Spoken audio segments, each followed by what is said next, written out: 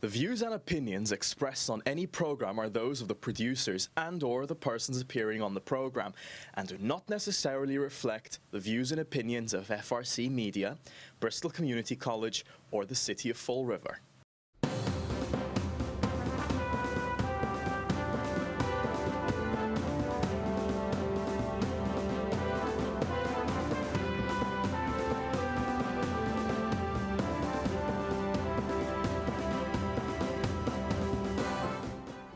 Well, hello. Welcome to Spindle City Straight Talk. I'm Chip, and it's Friday, and your mic's kind of low again. I don't know. Huh? Okay. Well, Friday, TGIF. And again, we got a ton of stuff to talk about, as usual. And I guess we'll, I don't know, CJ, what are we? You pick of this.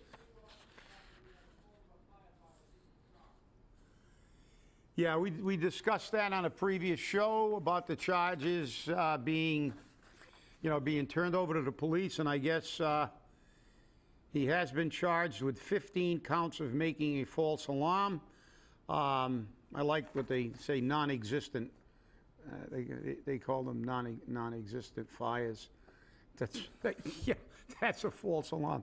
And in the article, they refer to the statute, which the report of a false alarm. You notice in the statute they don't call it a what was that euphemism? Non-existent fire. It's a false alarm.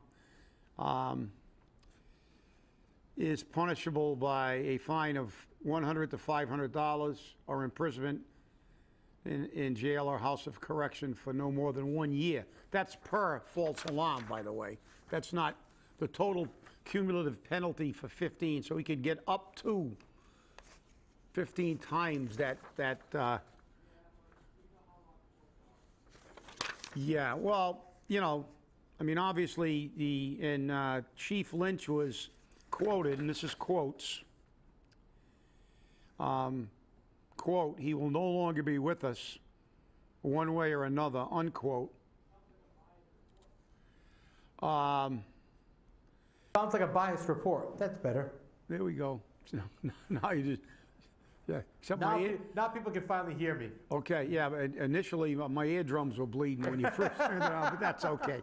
But, you know, look, this is, as we talked about the previous show, this is extremely dangerous for anybody to do this, a civilian. They don't understand that the consequences of firefighters being injured. Also, the extreme consequence people don't even consider is that when you call in a false alarm, the first arriving apparatus in that entire district are now committed to that fire. And while they're going there to determine it's nothing, you have a fire in that district, you have to wait for second arriving units to show up, and that delay in response time could cause life, and it always causes a lot more property damage. I mean, anybody that wants to refer to the NFPA handbook or anything about the fire propagation curve, you know, people have seen how quickly a fire propagates. The first 15 minutes of a fire, basically, you'll see it progresses at a flat rate. Once it begins to go, it does most of its involvement, and then it will go to exposures. You'll get flashover.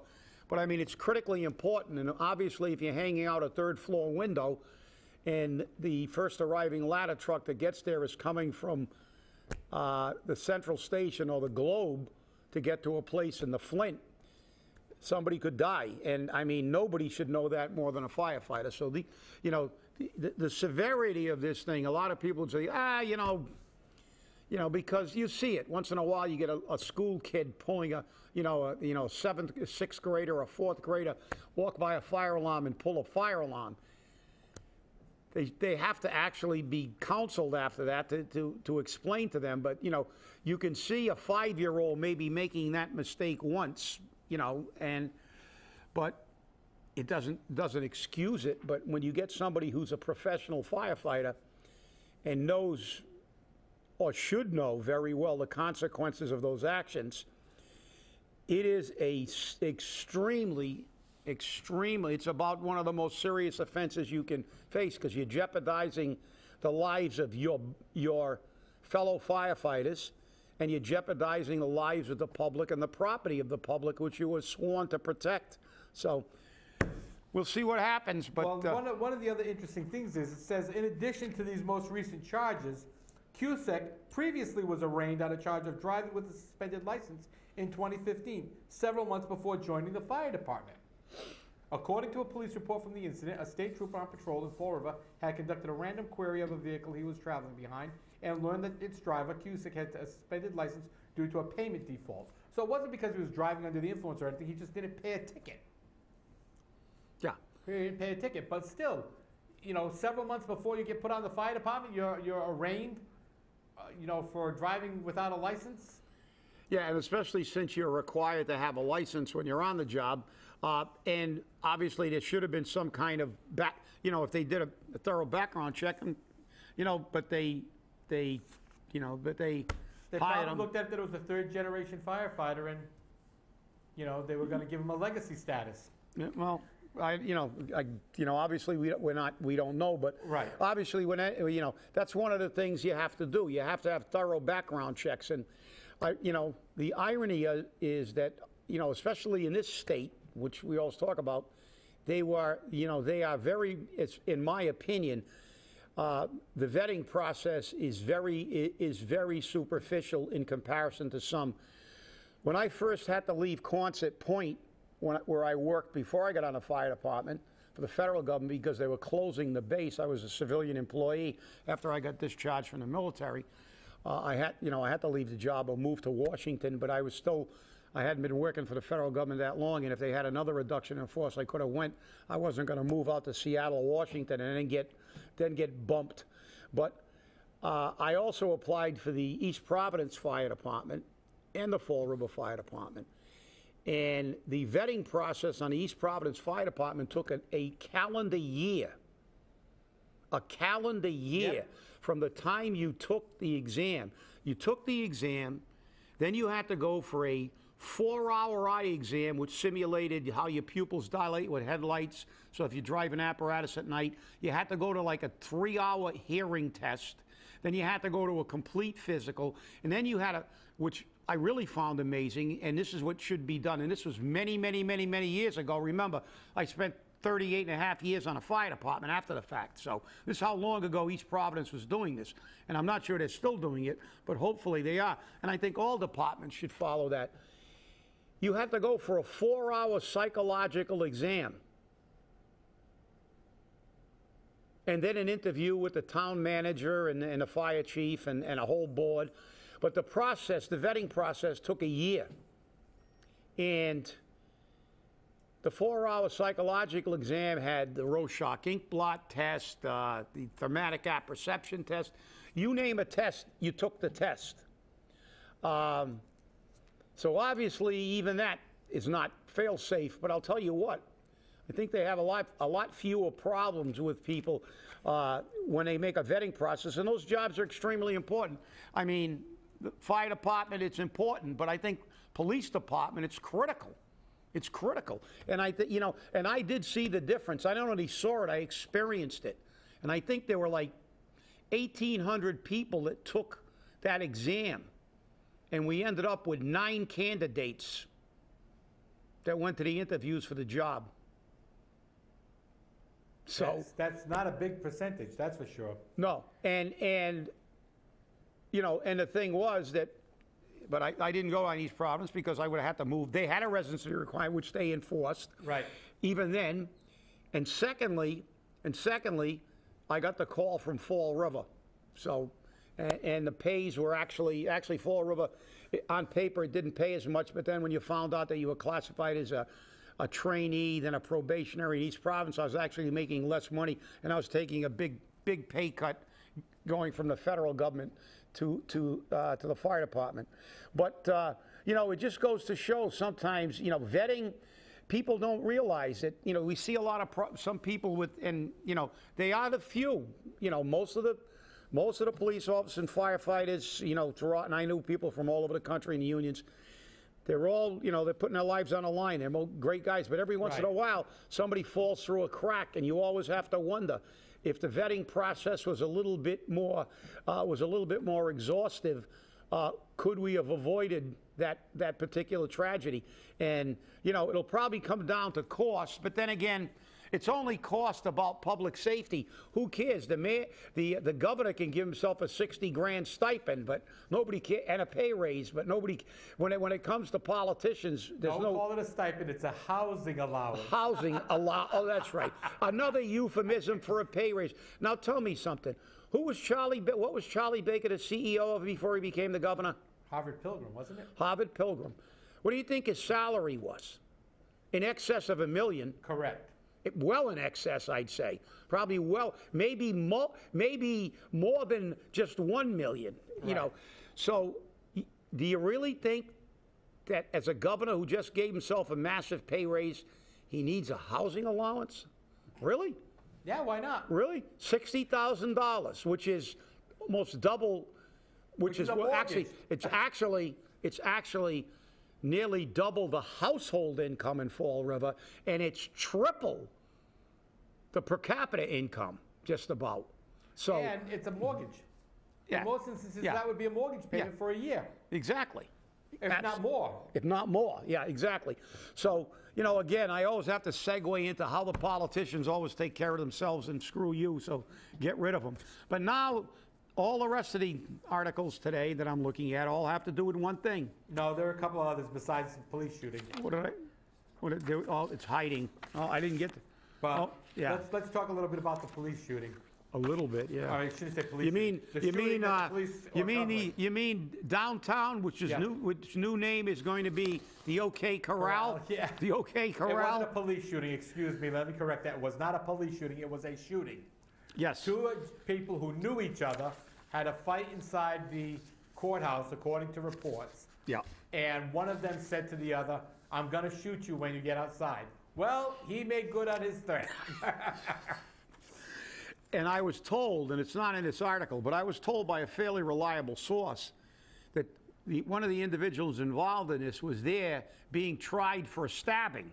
Why not, right? So, you know, I guess he figured, well, I don't have to stab anybody today. I left my knife at home, so I'll shoot him.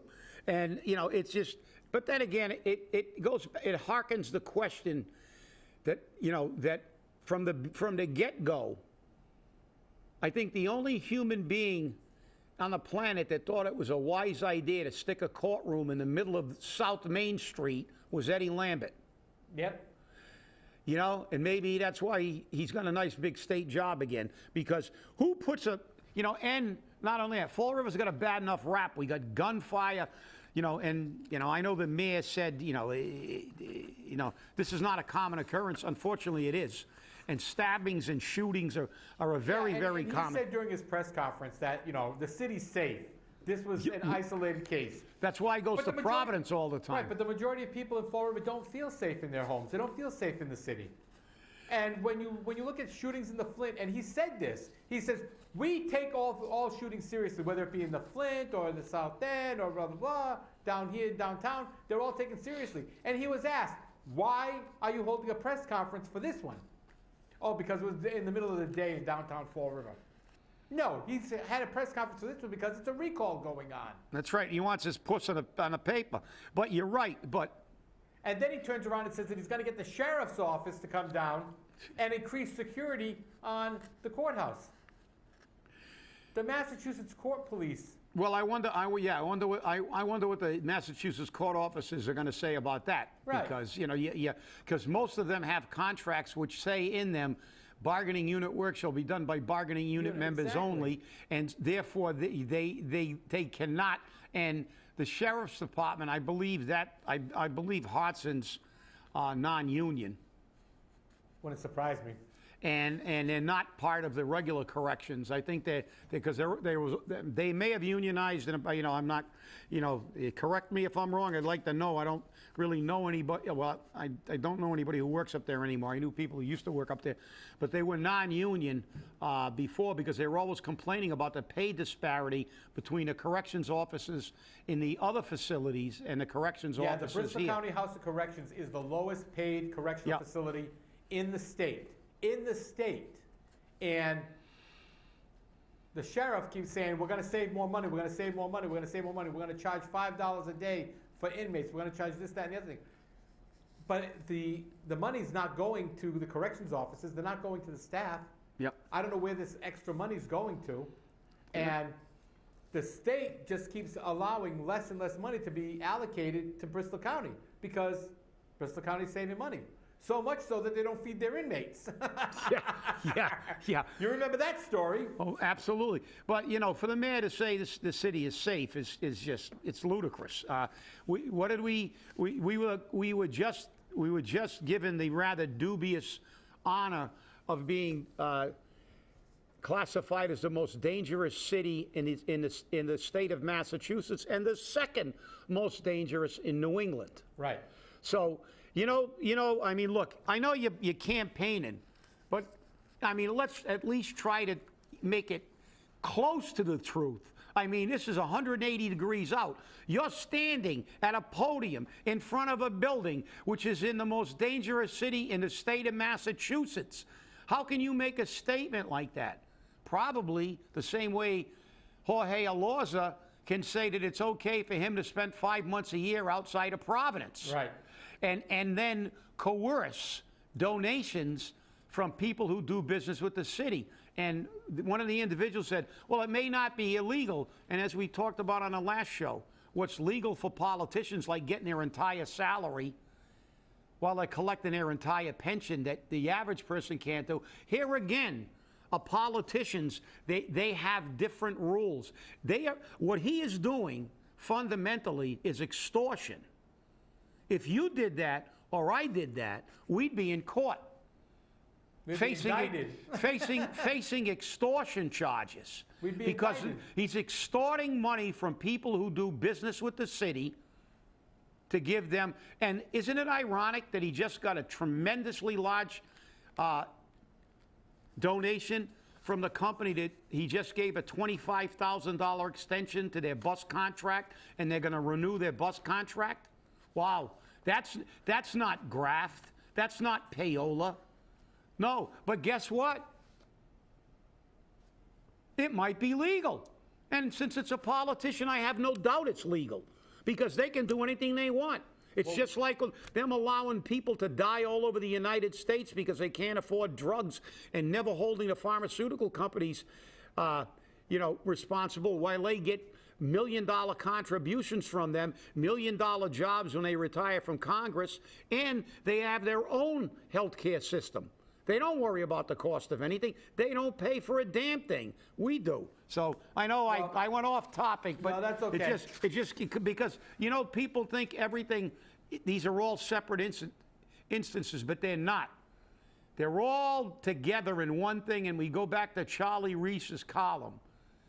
It's a con. They're all full of BS. It's a giant scam so they can make the money and live like kings. That's, Well, what's interesting out of this is the mayor is asking the city council for $100,000 for police overtime because he's putting 4 police officers on foot patrol around the courthouse.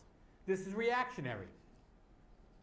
This is a reactionary thing. And, I'm not saying that it's, community policing isn't necessary. But the police department's already spent $1.3 million they have for an overtime budget. They've already spent half of it. Half of it. Yeah. Well, the problem with that, CJ, is it's a knee-jerk reaction. It's a political making people feel. How long is this going to last? Forever? Are we going to put we're going to put a police officer on every corner? And I will use the air marshals as an example. Back in the Stone Age, when I got out of the military, I considered applying for a position as an air marshal. And I didn't, because I got a job, and my first job was first was Raytheon, then I went to the federal government, and I worked at Quonset. But I decided not to be an air marshal. I just didn't feel like traveling all the time. I had just come back from being overseas for most of my hitch, and frankly, I wanted to be home for a while. And I didn't take it, but those jobs all were eliminated after a few years, 4, 5, 6 years. They had a few hijackings, and everybody had a knee-jerk reaction, and they put the air marshals, that's when they created the positions of air marshals, and then they eliminated them. All those people didn't have a job. Why? Because there were no hijackings for a while. Now we've had hijackings. Now the air marshals have been reinstituted. They have been brought back to life. They got CPR, but how long are they going to last again? You can't have, you've got to come up with a system of making the city safe with what we can do within the parameters of our regular policing, and that has to be put together with punishment. And that's the thing. There's no punishment. These clowns are in court. This guy stabbed somebody. One of these people was in court. He stabbed somebody. He's walking around. They're letting him out. They say, no, the prisons are overcrowded. Build more prisons. I'm sorry. The reality is that's one of the problems in this entire nation. As far as I'm concerned, the criminal justice system was created to punish people who violate the law. And if that punishment is a punishment that's severe enough to suit the crime, it can act as a deterrent. I don't care if they're BS statistics. I walk down the streets of Tokyo. You can walk down there with your wallet hanging out of your pocket. And there's more people in Tokyo than there is in New York City. They have a murder in Tokyo about once every 10 years. They have a murder in New York City about every 10 seconds. Why in the United States do you see all this stuff and you very rarely see it in the other countries? You don't want to go to jail in the Dominican Republic. You don't want to go to jail in Japan, where they give you 10 years for drunken driving, minimum. And the next time you do it, if you drive without a license and drive drunk again, they give you life. There are some countries that have the death penalty. So, oh my God, they're all wringing their hands. Oh God, terrible, terrible. Well, guess what? They have far safer societies than we do. Far safer societies in communities as large, and communities with far less economically. The socioeconomic statuses in most of these countries are nowhere near what they are in the United States. But they're safer. Why? Because the judicial system has not forgotten what it's there for. It's to punish, it's to allow people due process, but to punish crimes. And they use the euphemism like rehabilitation. Do you know what the prefix re means? To do again. To do again. Retread, you put new treads on. That's what the prefix re means. So they use the term, no, prison is for rehabilitation.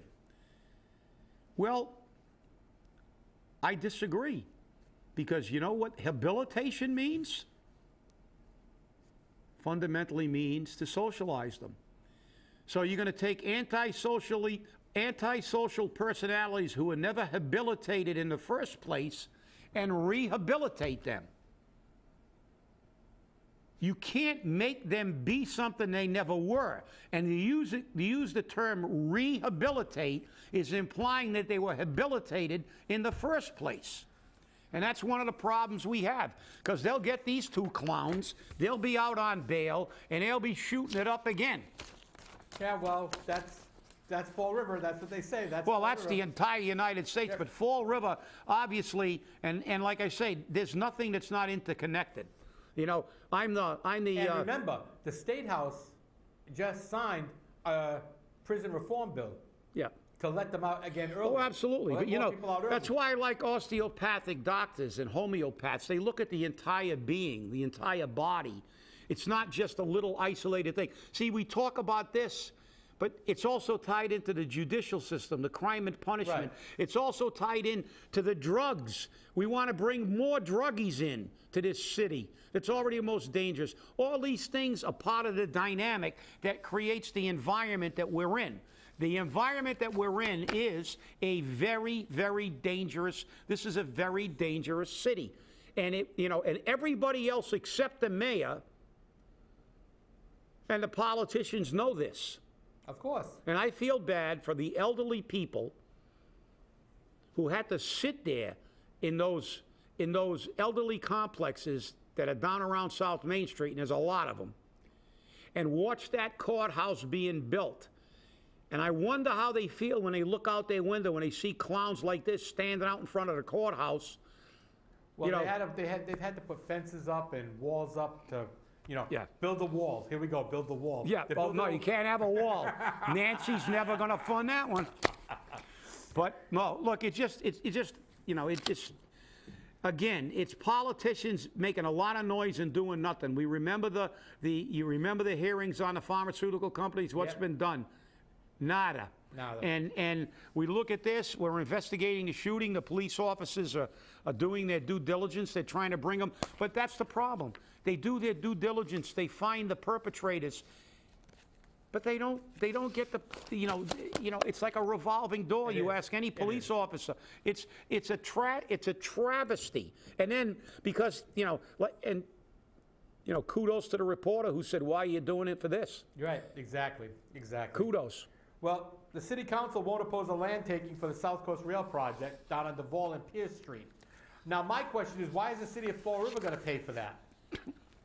It's for the new train station, so why is the city of Fall River going to pay for it? Very good question. Shouldn't the state be taking it by eminent domain and be paying for it? As far as I'm concerned, they should be. Right.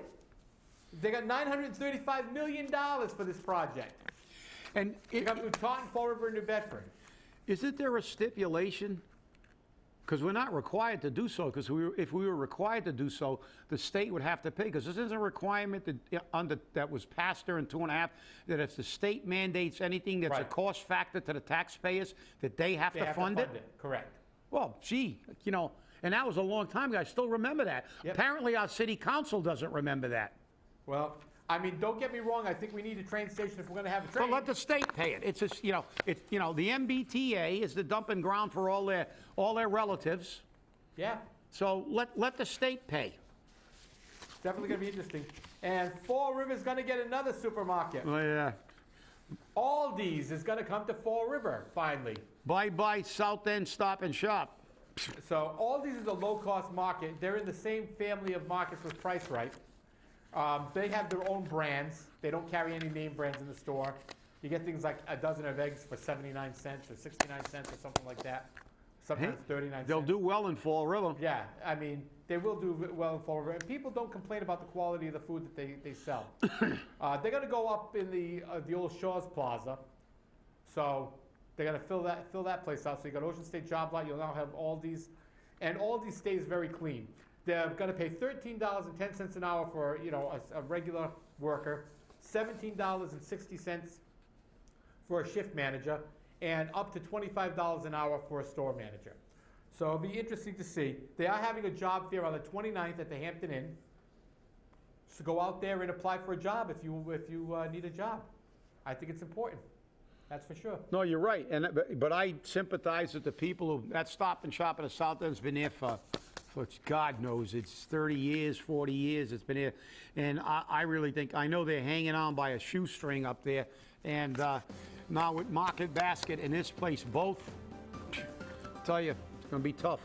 But, you know, so it will bring in a few jobs, and I think those South End Stop and Shop will be losing jobs, and that's what you have to look at. And I mean, when you look at the Market Basket, it's always jam-packed. Always. Oh, absolutely. Now, by the way, we may have, I haven't got confirmation, but I did start a conversation. We may have our first mayoral candidate on a Wednesday show. We'll let you know one way or another on Monday. Okay, great. Thanks for watching, and we'll see you on Monday.